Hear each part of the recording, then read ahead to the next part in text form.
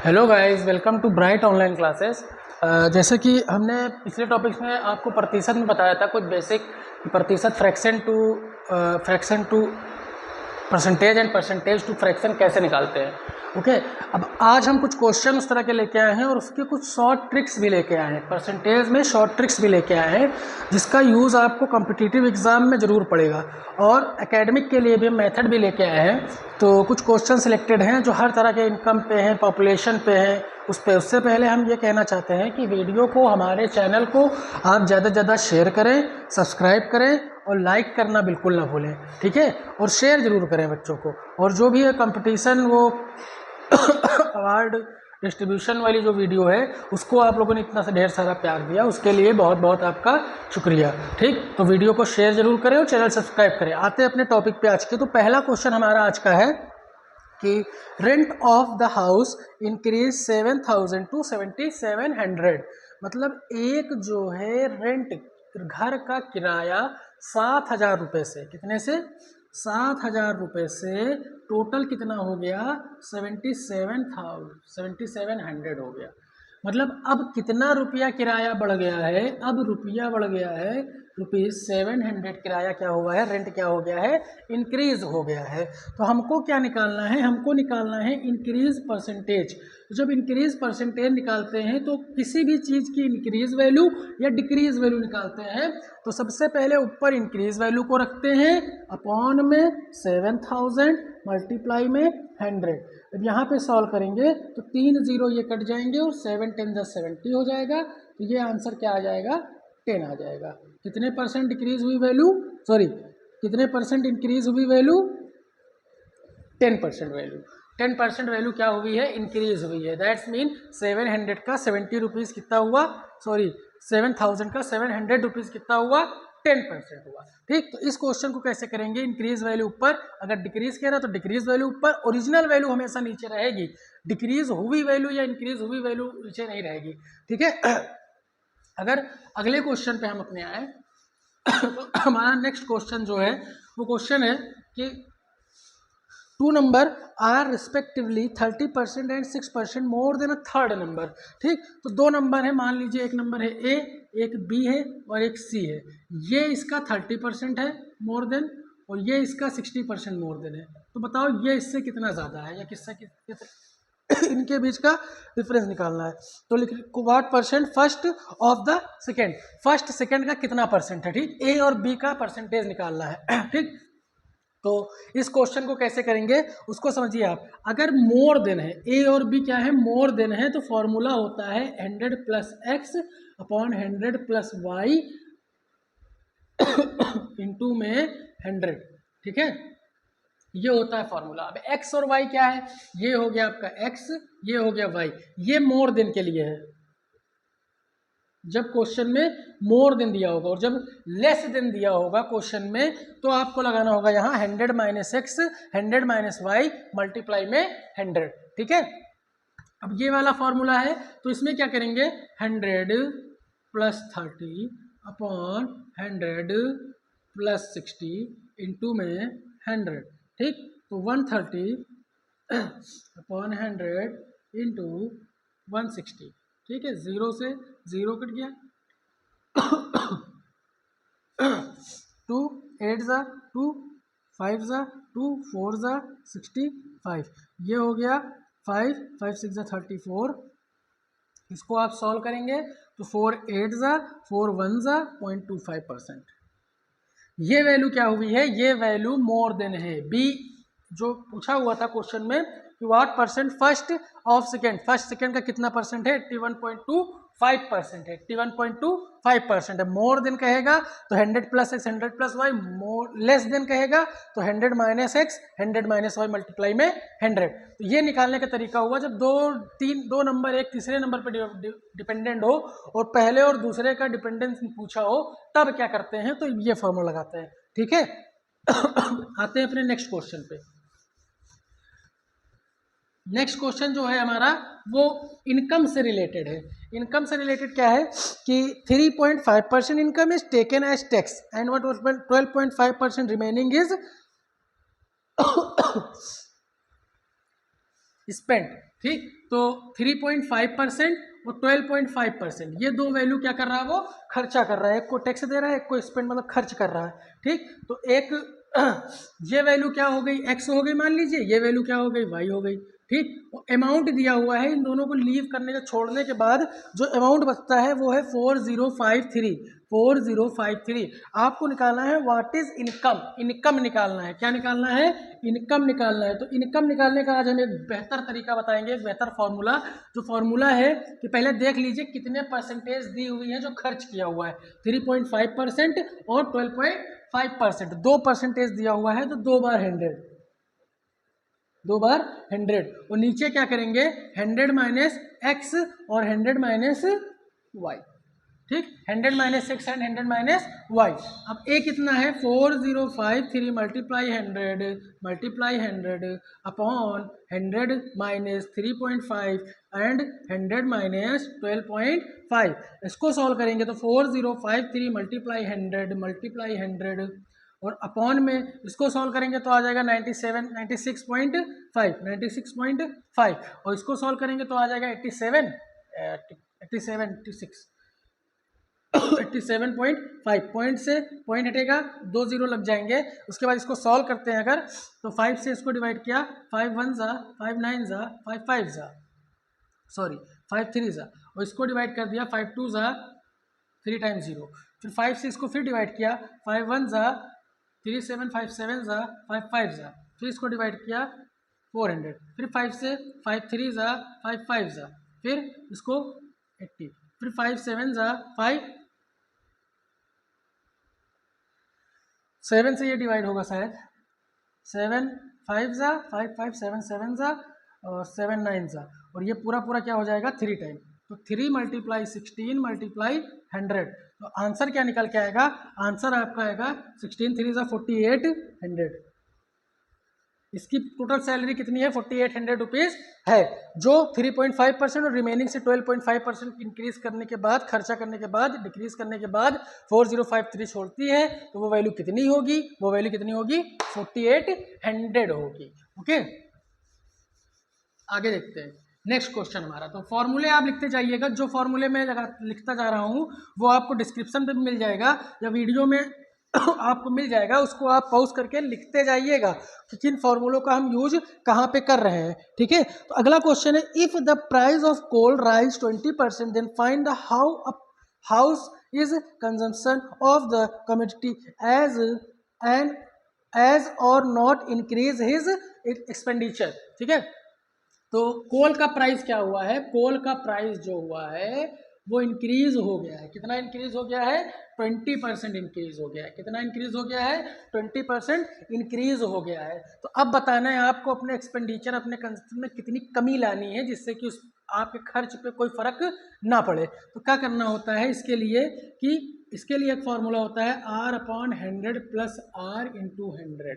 ठीक, ये तब लगेगी जब प्राइस हाई होगा, और जब प्राइस लो होगा तो आपको लगाना होगा R/100 minus R multiply by 100। Okay, तो इसको करेंगे 20/120 इंटू 100, 0 से 0 कट गया है, यहाँ पे 4 5 जा 4 3 जा 5 10 जा 50/3, दैट्स मीन 16 होल 2/3%। 16 होल 2/3% अपने एक्सपेंडिचर को क्या करना पड़ेगा, अपने कंजम्पशन को क्या करना पड़ेगा, डिक्रीज, कम करना पड़ेगा, तभी जाके आप इस पर इफेक्ट अपने कम पे नहीं डाल सकते। ठीक है तो ये फॉर्मूला एक हो गया 100 प्लस R 100 माइनस R वाला। जब डी वैल्यू इंक्रीज होगी कोई तो फिर निकालने कहेगा तो आपको 100 प्लस R, और जब वैल्यू डिक्रीज होगी तो 100 माइनस R।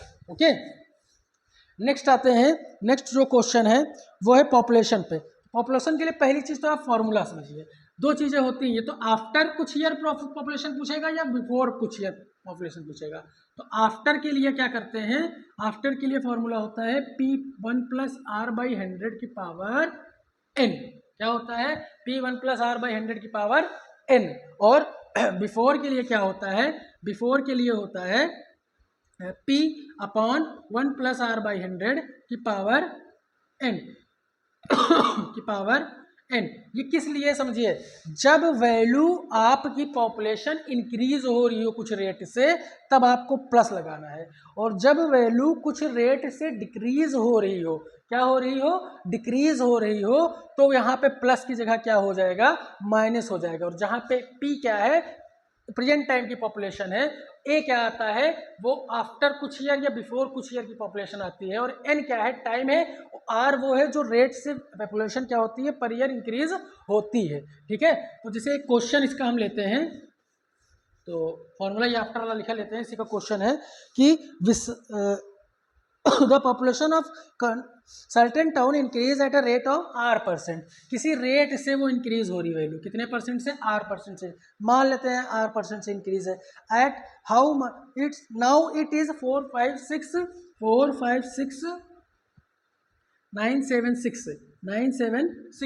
ये वैल्यू है।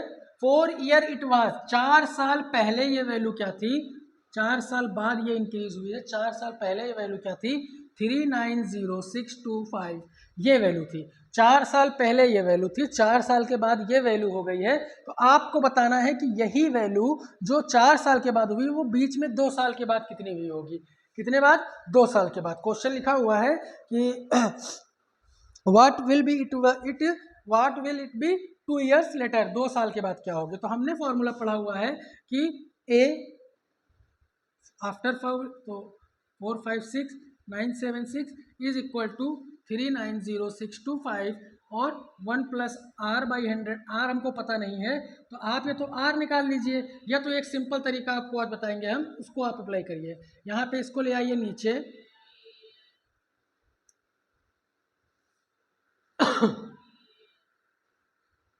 पावर कितनी है 4, अगर इस पावर की 4 को 2 कर दें और यहाँ पे लगा दें स्क्वायर रूट, कोई दिक्कत नहीं, क्योंकि पावर को हाफ करना ही क्या होता है, स्क्वायर रूट होता है। ठीक, अब इसका आंसर आएगा 676 और इसका आंसर आएगा 625, और ये आ गया 1 प्लस आर बाई 100 की पावर 2। अब हमको क्या चाहिए, 2 साल के बाद पॉपुलेशन चाहिए। तो फॉर्मूला क्या होगा, A1 प्लस आर बाई 100 की पावर 2। पी हमको पता है क्या है, 390625, और ये वैल्यू है 676 और 625। इसको सॉल्व करने के बाद जो आंसर आएगा वो आपका क्या हो जाएगा, आंसर हो जाएगा। ठीक है 676 है यहाँ पे। ठीक, तो ये वैल्यू कहाँ से आई है, 1 प्लस आर बाई 100 पावर 2 की वैल्यू 676/625 रखा है। इसके बाद आप जो भी आंसर लाएंगे वो 2 साल आफ्टर 2 ईयर लेटर ये इसकी क्या आ जाएगी, पॉपुलेशन आ जाएगी इस टाउन की। ठीक है, तो इसको आप लगाइएगा और कमेंट जरूर करिएगा कि आंसर इसका क्या आया हुआ हो। और अगर वीडियो आपको मेथड समझ में आ रहे हैं तो आप वीडियो को लाइक करना बिल्कुल ना भूलें, और अगर आप नए हैं तो सब्सक्राइब बिल्कुल जरूर करें और चैनल को ऐसे ही शेयर करते रहें। ठीक है, नेक्स्ट क्वेश्चन पे हम अपने आते हैं। नेक्स्ट क्वेश्चन भी आपका पॉपुलेशन से है।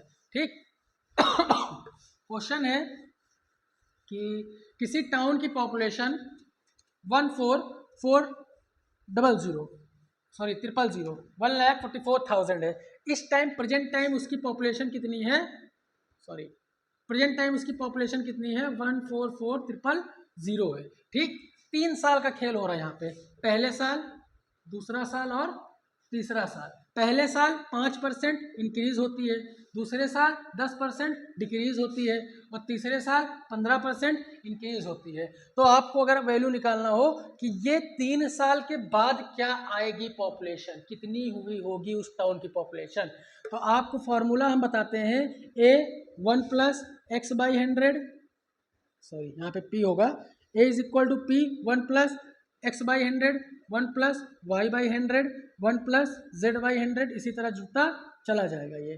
ठीक है, तो ये आपका एक क्या है, फॉर्मूला है, ये क्या है, फॉर्मूला है। ठीक है, तो अगर यहाँ पे इनकेस कुछ घट रहा है तो यहाँ पे प्लस की जगह क्या हो जाएगा, माइनस हो जाएगा।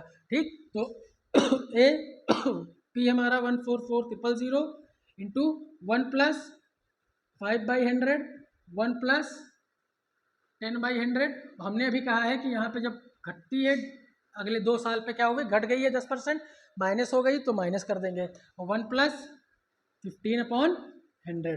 ठीक है, तो इसको अगर हम सॉल्व करें तो ये आ जाएगा 105, 90 और 115 अपॉन में 100 इंटू 100 इंटू 100, ठीक। 1 2 3 4, 1 2 3 4, ये 4 कट गए 0।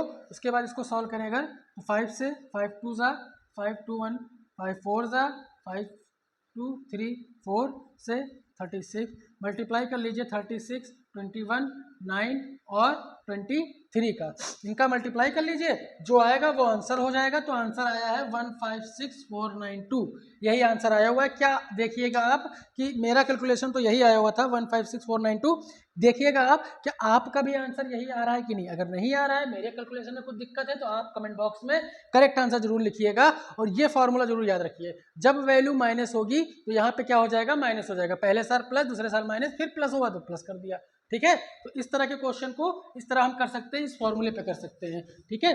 तो आते हैं नेक्स्ट क्वेश्चन पे। सक्सेसिव रेट है, ठीक। किसी भी वैल्यू को सक्सेसिव रेट निकालना है। जैसे क्वेश्चन दिया हुआ है, the price of a car decrease by 10% and 20%, decrease by 10% and 20% if in 2 successive year, what percent of price a car decrease of the 2 year, ठीक। पहले साल 10% डिक्रीज, दूसरे साल 20% डिक्रीज, ठीक है। जब डिक्रीज का कहेगा तो यहाँ पे -x -y plus XY upon 100 लगा देंगे। और जब वहाँ पे क्या कहेगा, आपको इंक्रीज का कहेगा तो +x + y plus XY by 100 लगा देंगे, ठीक है। तो वैल्यू रखते हैं -10 -y प्लस 20, सॉरी यहाँ 20 होगा, 20 इंटू 10 अपॉन 100, 0 0 कट गए, तो यहाँ हो गया -30 + 2 दैट इज -28%। तो चाहे तुम उस किसी भी वैल्यू को 10% डिक्रीज करो, फिर बची हुई वैल्यू को 20% डिक्रीज करो, या फिर टोटल वैल्यू की 28% क्या कर देंगे, डिक्रीज कर दें, ठीक है। तो इस तरीके से क्या कर सकते हैं, एक डिक्रीमेंट वैल्यू निकाल सकते हैं परसेंटेज में, ओके। तो 2 सक्सेसिव रेट को एक रेट में कन्वर्ट करने का फॉर्मूला क्या है, ये। अगर डिक्रीज हो रहा तो ये, इंक्रीज हो रहा तो +x + y का फॉर्मूला लगा देंगे, ठीक है। आते हैं स्टूडेंट एंड मार्क के क्वेश्चन पे। तो क्वेश्चन क्या आता है, जैसे लिखा हुआ है, विशाल रिक्वायर्स 40% टू पास। रिक्वायरमेंट कितने की है, 40% की है। तो जिस चीज़ की रिक्वायरमेंट होती है उसको मान लीजिए आप x, तो x मान लिया, या फिर आप अभी ना मानिए, इतना रिक्वायरमेंट है, ठीक। और मार्क्स गेट करता है, गेट 185 नंबर, और फेल हो जाता है, फेल फ्रॉम 15 नंबर्स, ठीक। 15 नंबर से फेल हो गया, तो आपको बताना है कि टोटल नंबर कितने थे, क्या टोटल नंबर कितने थे। तो कैसे निकालेंगे, समझिए। यहाँ पे देखिए एक चीज़ समझिए, अगर वो बच्चा 15 नंबर और लाया होता, मतलब 200 नंबर लाया होता, तो पास हो जाता, हाँ, ठीक है। 185 लाया, 15 नंबर से फेल हुआ, दैट्स मीन 200 नंबर उसका पासिंग मार्क था। और यहाँ पे एक्चुअल वैल्यू क्या दी हुई, 40% रिक्वायर वैल्यू दी है कि 40% लाओगे तभी पास होगे। दैट्स में अगर x को हम टोटल मार्क्स ले लें और इसका 40% ही क्या है, 200 है। तो सॉल्व कर लें अगर, तो आ जाएगा 200 इंटू 100 अपॉन में 40, 0 से 0, 4 5 ज़ा 50 10 ज़ा 500 मार्क्स का टोटल है, 500 मार्क्स का टोटल, ठीक। 500 मार्क्स का टोटल पेपर है। अगर इसको हम एक फॉर्मूले से करें, कौन से, एक फॉर्मूले से करें, तो फॉर्मूला क्या होता है, इसको आप यहाँ पे देखिए, इसको आप क्या मान लीजिए, x, और ये क्या है, y है, और ये क्या है, z है। तो टोटल मार्क्स निकालने का फॉर्मूला होता है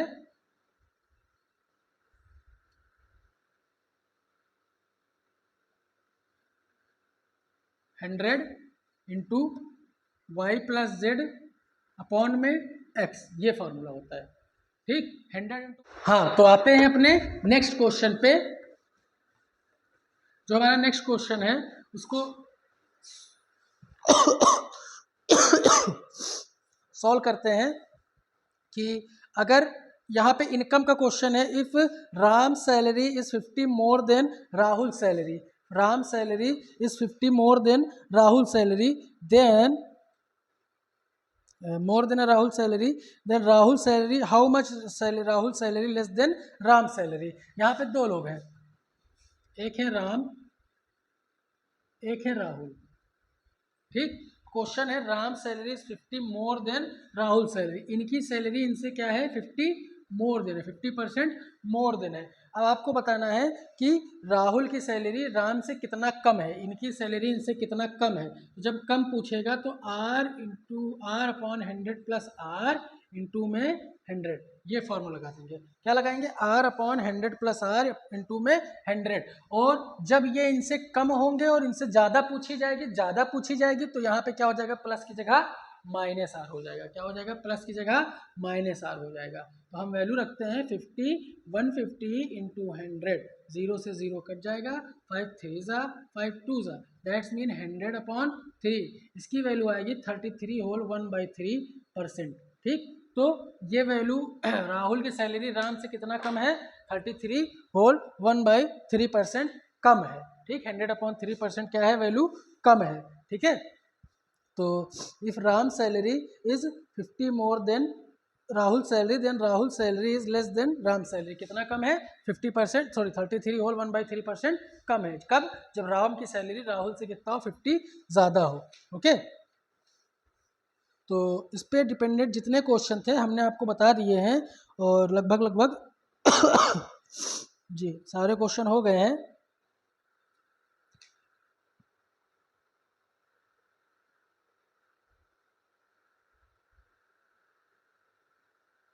हाँ, सारे क्वेश्चन हो गए हैं, तो जितने क्वेश्चन थे सब बता दिए हैं।